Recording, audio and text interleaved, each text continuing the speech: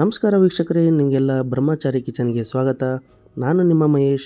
ಇವತ್ತಿನ ವಿಡಿಯೋದಲ್ಲಿ ನಾನು ನಿಮಗೆ ತುಂಬ ರುಚಿಯಾಗಿರೋ ಹಾಗೆ ಕ್ರಿಸ್ಪಿಯಾಗಿರೋ ಆಲೂ ಸ್ಟಫ್ಡ್ ಮೆಣಸಿನ್ಕಾಯಿ ಬಜ್ಜಿ ಮಾಡೋದು ಹೇಗೆ ಅಂತ ತೋರಿಸ್ಕೊಡ್ತಾ ಇದ್ದೀನಿ. ವಿಡಿಯೋ ಪ್ರಾರಂಭ ಮಾಡೋಕ್ಕಿಂತ ಮುಂಚೆ ನೀವಿನ್ನೂ ನಮ್ಮ ಚಾನಲ್ಗೆ ಸಬ್ಸ್ಕ್ರೈಬ್ ಆಗಿಲ್ಲ ಅಂದರೆ ಸಬ್ಸ್ಕ್ರೈಬ್ ಆಗಿ, ಹಾಗೆ ಪಕ್ಕದಲ್ಲಿರೋ ಬೆಲ್ ಬಟನ್ ಒತ್ತಿ.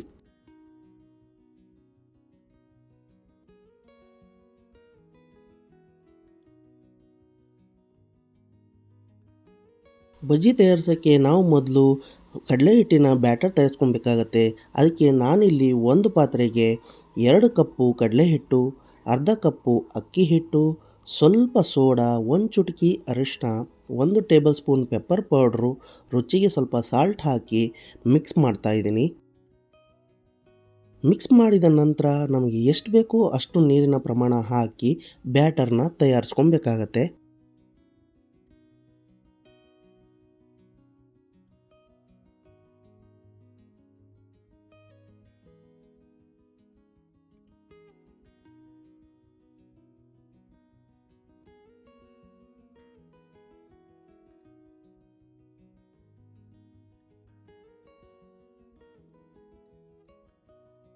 ಬ್ಯಾಟರ್ ತಯಾರಿಸಿದ ನಂತರ ಮತ್ತೊಂದು ಪಾತ್ರೆಯಲ್ಲಿ ಸ್ಟಫಿಂಗ್ ಬೇಕಾಗಿರೋ ಬೇಯಿಸಿರೋ ಆಲೂಗಡ್ಡೆ, ಸ್ವಲ್ಪ ಬಟಾಣಿ ಹಾಕಿ ಒಂದು ಸ್ಮ್ಯಾಶರ್ ಸಹಾಯದಿಂದ ಸ್ಮ್ಯಾಶ್ ಮಾಡಬೇಕು.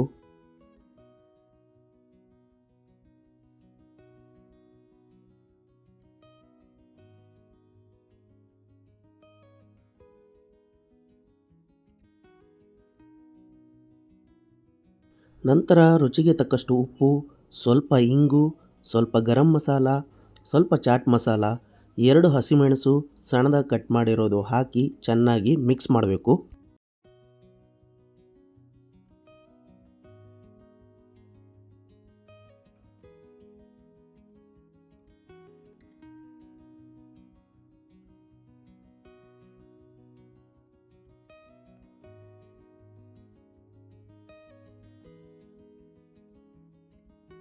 ಅದಾಗಿದ ನಂತರ ಈ ರೀತಿ ಇರೋ ದೊಡ್ಡ ಮೆಣಸಿನ್ಕಾಯಿನ ತಗೊಂಡು ಅದರ ಮಧ್ಯಭಾಗನ ಈ ರೀತಿ ಕಟ್ ಮಾಡಿ ಅದರೊಳಗಿರೋ ಮೆಣಸಿನ ಕಾಳುಗಳನ್ನು ತೆಗೆದು ಕ್ಲೀನ್ ಮಾಡ್ಕೊಬೇಕಾಗತ್ತೆ. ಎಲ್ಲ ಮೆಣಸಿನಕಾಯಿನೂ ಇದೇ ರೀತಿ ನೀವು ಕ್ಲೀನ್ ಮಾಡ್ಕೊಬೇಕು.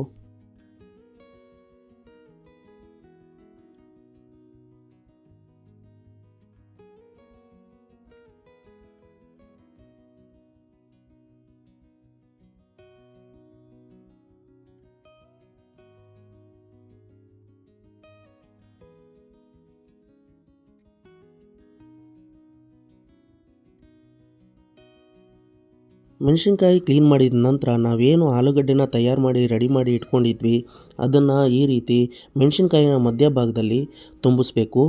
ನೀಟಾಗಿ ಪ್ರೆಸ್ ಮಾಡಿ ಅದರ ಒಳಗಡೆ ಈ ರೀತಿ ಸ್ಟಫ್ ಮಾಡಬೇಕಾಗತ್ತೆ. ಎಲ್ಲ ಮೆಣಸಿನ್ಕಾಯಿನೂ ಈ ರೀತಿ ಸ್ಟಫ್ ಮಾಡಿ ಸೈಡಿಗೆ ಇಡಬೇಕು.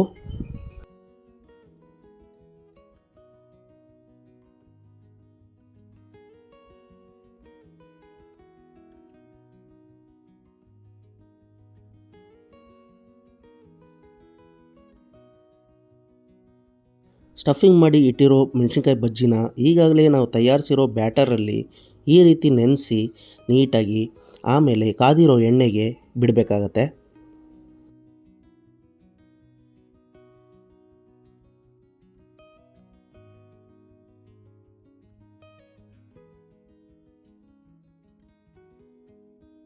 ಮೀಡಿಯಮ್ ಫ್ಲೇಮಲ್ಲಿ ಮೆಣಸಿನ್ಕಾಯಿ ಬಜ್ಜಿನ ಎರಡೂ ಸೈಡಿಂದ ಗೋಲ್ಡನ್ ಕಲರ್ ಬರೋ ತನಕ ಬೇಯಿಸ್ಕೊಬೇಕು. ಯಾವುದೇ ಕಾರಣಕ್ಕೂ ಹೈ ಫ್ಲೇಮಲ್ಲೇ ಇದನ್ನು ಬೇಯಿಸೋಕ್ಕೆ ಹೋಗಬೇಡಿ. ಅದರಿಂದ ಏನಾಗುತ್ತೆ ಅಂದರೆ ಕೇವಲ ಹಿಟ್ಟು ಮಾತ್ರ ಮೇಲ್ಗಡೆಯಿಂದ ಬೆಂದಿರುತ್ತೆ, ಒಳಗಡೆ ಮೆಣಸಿನ್ಕಾಯಿ ಹಾಗೆ ಹಸಿನೇ ಇರುತ್ತೆ. ಇದರಿಂದ ಟೇಸ್ಟು ಚೆನ್ನಾಗಿ ಬರಲ್ಲ.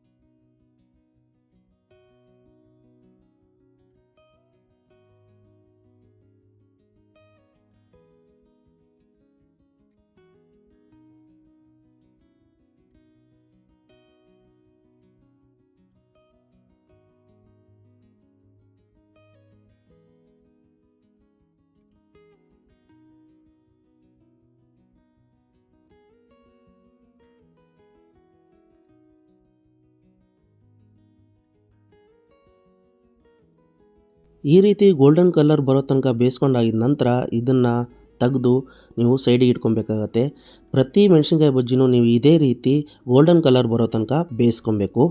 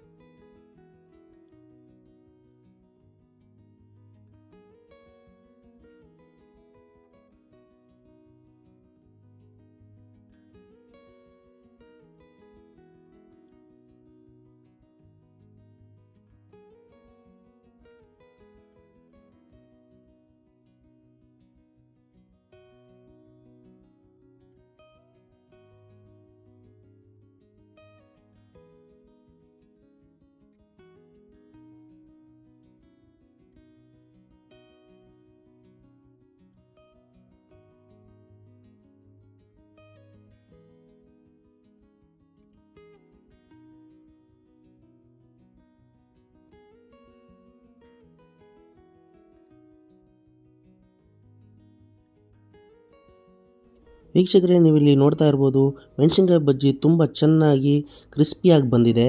ಈಗ ಒಂದು ಮೆಣಸಿನ್ಕಾಯಿ ಬಜ್ಜಿನ ನಿಮಗೆ ಕಟ್ ಮಾಡಿ ತೋರಿಸ್ತೀನಿ ಒಳಗಡೆ ಸ್ಟಫಿಂಗ್ ಯಾವ ರೀತಿ ಬಂದಿದೆ ಅಂತ.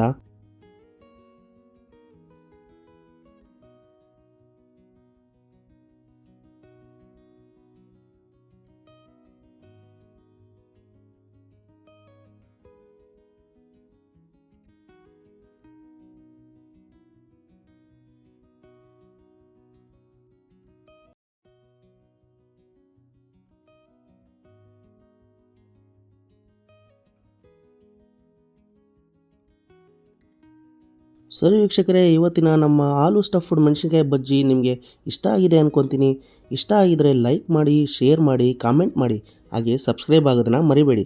ಮತ್ತೆ ನಿಮ್ಮ ಭೇಟಿ ಹೊಸ ರುಚಿಯೊಂದಿಗೆ, ಹೊಸ ವಿಡಿಯೋದೊಂದಿಗೆ. ಅಲ್ಲಿವರೆಗೂ ಆರೋಗ್ಯದಿಂದಿರಿ, ಸಂತೋಷದಿಂದಿರಿ. ನಮಸ್ಕಾರ.